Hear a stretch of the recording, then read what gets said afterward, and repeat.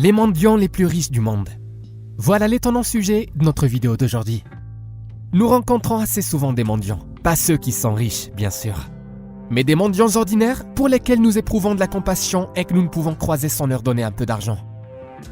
Mais saviez-vous qu'il y a des mendiants de rue ordinaires qui vivent mieux que certains millionnaires? Bien évidemment, tous les mendiants sont différents et il y a parmi eux des personnes parfaitement convenables. Mais ne dévoilons pas immédiatement toutes les intrigues et tous les éléments intéressants de notre édition d'aujourd'hui. Examinons la question et parlons des 10 mendiants les plus riches du monde. Simon Wright.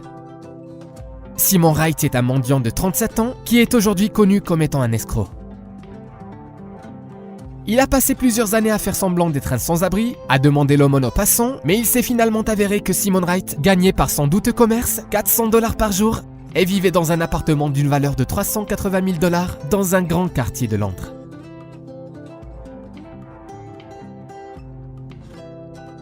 Chaque jour, Simon s'asseyait sur le trottoir à côté de l'agence de la National Westminster Bank sur Putney High Street avec un sac de couchage et tenant dans ses bras son chien Fully. Cependant, les passants qui faisaient l'aumône aux pauvres sans-abri vêtus de loques ignoraient que celui-ci gagnait $63 000 par année. À la fin de chaque journée, Wright ramassait l'écriton carton avec lequel il demandait de l'aide et rentrait chez lui à Fulham. Des voisins ont confirmé que Wright était un habitué des librairies, des arcades et des magasins où il échangeait ses pièces de monnaie sonnantes contre d'agréables billets de banque. Wright choisissait ses victimes parmi les gens qui encaissaient de l'argent au distributeur automatique et se comportait de manière extrêmement agressive et offensive lorsqu'on ne lui donnait pas d'argent. Certains lui faisaient l'aumône par peur, car Wright n'hésitait pas à lancer son chien sur les passants.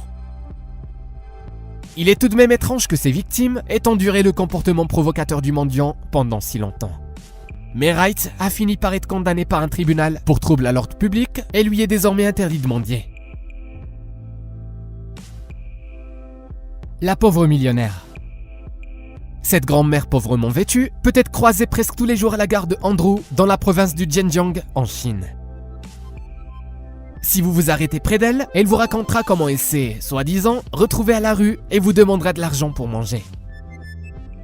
Un jour, des employés de la gare s'étant lassés de son voisinage et voulant se débarrasser de la pauvre femme, tentèrent de la convaincre d'aller dans une maison de charité pour personnes âgées, des établissements peu nombreux en Chine. Mais à la surprise générale, il s'est avéré que la grand-mère vivait dans une luxueuse villa de 5 étages, possédait plusieurs magasins et que même des gens très riches pouvaient fort bien envier ses comptes bancaires. Les enfants de la femme sont également des gens d'affaires et par exemple, l'un de ses fils possède une grande usine. Demander l'aumône est simplement le passe-temps, plutôt étrange, de cette chinoise excentrique. Tous les matins, ses proches lui préparent un copieux petit déjeuner, mais la femme le refuse, préférant aller demander l'aumône. Ses proches ont demandé à plusieurs reprises à la dame de cesser de faire cela et de penser à la réputation de la famille, mais rien n'y fait. Bien que l'argent qu'elle reçoit n'ait aucune valeur pour elle, elle se présente à la gare tous les jours à 10h et on repart à 20h.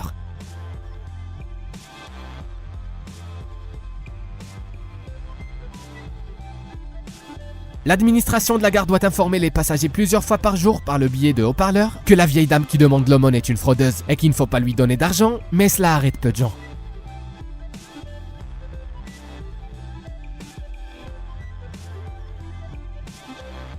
Fatima Othman. Une sans-abri de 50 ans, Fatima Othman, est morte dans une rue de Beyrouth. Pendant la guerre civile au Liban, la femme a été blessée, ce qui l'a rendue partiellement paralysée et l'a obligée à vivre dans une voiture de location pendant les 20 dernières années de sa vie. Son corps a été découvert par la police et après un examen médical, il a été déterminé qu'elle était morte d'une crise cardiaque. Cependant, un livret d'épargne à son nom a été trouvé en possession de la défunte. Il s'est avéré que Fatima avait sur son compte 1,7 milliard de livres libanaises, soit environ 1,1 million de dollars.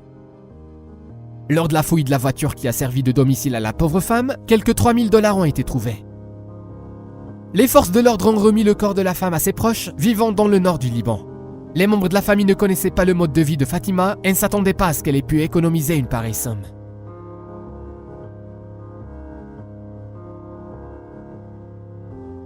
Le miséreux suédois. Récemment en Suède, un sans-abri a été arrêté à la gare d'Uppsala, près de Stockholm, pour avoir agressé verbalement des passants et demandé de l'argent pour un billet.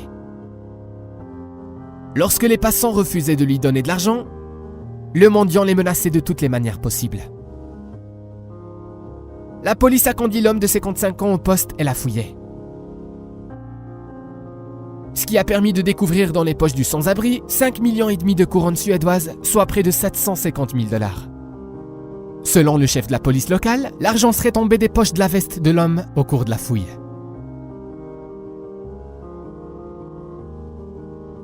Le millionnaire suédois a été accusé de fraude et de présomption de vol.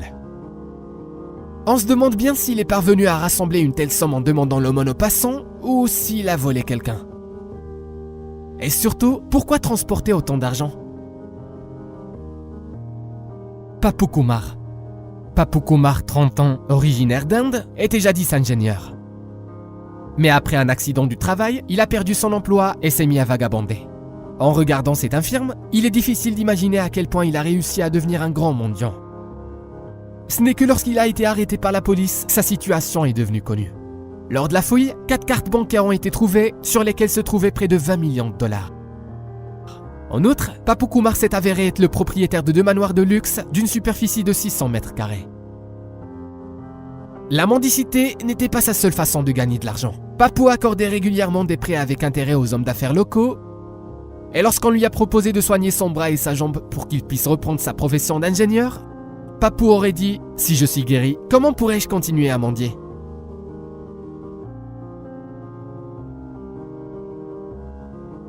Bharat Jain. L'Indien Bharat Jain est le mendiant le plus riche du monde. L'homme de 50 ans gagne sa vie en demandant l'aumône dans les rues de Mumbai. Vous n'avez pas idée de l'argent qu'il a pu gagner en mendiant seulement 8 à 10 heures par jour.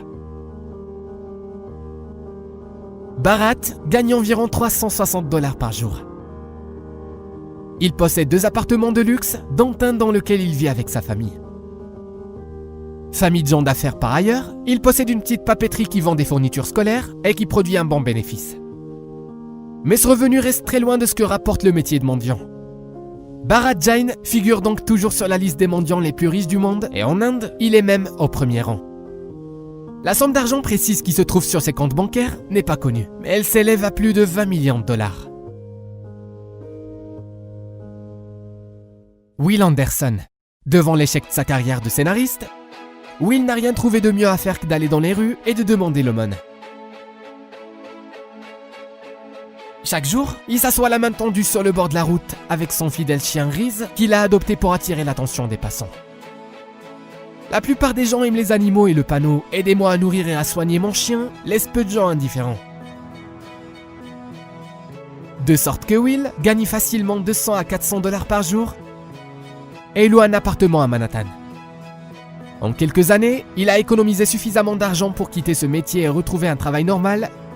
Mais pourquoi changer d'emploi quand on peut obtenir de l'argent si facilement de cette façon?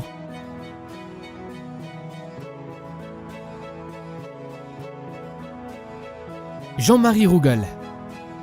Un sans-abri de 47 ans qui mendiait dans les rues de Paris est devenu une célébrité en écrivant un livre à succès sur sa vie. Jean-Marie Rougal a vécu dans la rue pendant 25 ans, gagnant en moyenne 80 € par jour, ce qui était suffisant pour se nourrir et se loger. Il était fier que Jean-Paul Belmondo lui-même lui ait un jour donné 10 €. Aujourd'hui, après avoir vendu 37 000 exemplaires de ses mémoires « Je tape la Manche », l'ancien sans-abri est désormais fréquemment invité à la télévision. Une rencontre fortuite qui s'est transformée en amitié a complètement changé la vie de l'homme. Un jour, un passant a demandé à Rougal de surveiller son vélo pendant qu'il faisait ses courses sur les Champs-Élysées. Ce passant, c'était l'ancien ministre français de l'Intérieur, Jean-Louis Debré. C'est lui qui a aidé Jean-Marie à publier son livre. Cela semble incroyable, mais Jean-Marie est désormais une célébrité. Ses admirateurs aiment son livre et lui demandent son autographe, et les SDF de son entourage lui expriment leur gratitude, car son histoire a aidé de nombreuses personnes à changer d'attitude envers les pauvres. Grâce à ce livre, Jean-Marie a retrouvé son frère avec qui il n'avait plus de contact parce qu'il avait honte d'être tombé si bas. Son succès lui a également donné l'espoir de pouvoir réaliser son rêve d'ouvrir sa propre crêperie. Vous conviendrez qu'une histoire semblable est propre à insuffler l'espoir qu'il y existe encore des gens honnêtes dans le monde. Ted Williams. Ted Williams est le mendiant le plus riche des États-Unis et l'incarnation du rêve américain. Encore tout récemment, l'homme de 53 ans de Columbus, dans l'Ohio, était un sans-abri inconnu qui demandait l'aumône au bord de la route, alors que maintenant, presque tout le monde le connaît. Bon, pas tout le monde, mais beaucoup de gens. Il donne une interview après l'autre et gagne bien sa vie. Jadis, Ted travaillait comme annonceur radio, mais ses problèmes d'alcool et de drogue l'ont poussé dans la rue. C'est un journaliste local, Doral Chenoweth, qui a offert au clochard la chance de recommencer sa vie. Le journaliste a rencontré le mendiant sur le bord de la route, alors que celui-ci tenait un panneau disant « J'ai reçu un don de Dieu, ma voix. Je suis un ancien présentateur radio qui traverse une mauvaise passe. S'il vous plaît, toute aide sera acceptée avec gratitude. Merci et que Dieu vous bénisse. Joyeuse fête. » Après avoir lu l'inscription, le journaliste a décidé de donner $1 au clochard, mais pour cet argent, Ted Williams devait montrer son talent et laisser Chenoweth s'assurer de l'existence de ce don de Dieu. La performance de Ted a été filmée par le journaliste et la vidéo est rapidement devenue un succès sur YouTube. Bref, aussi improbable que cela puisse sembler, le lendemain matin, Ted Williams s'est réveillé célèbre.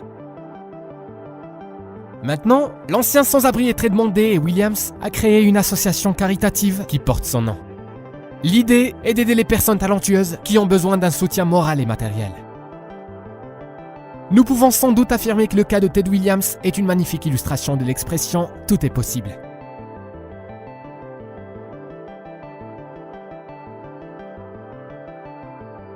Yi Junfeng.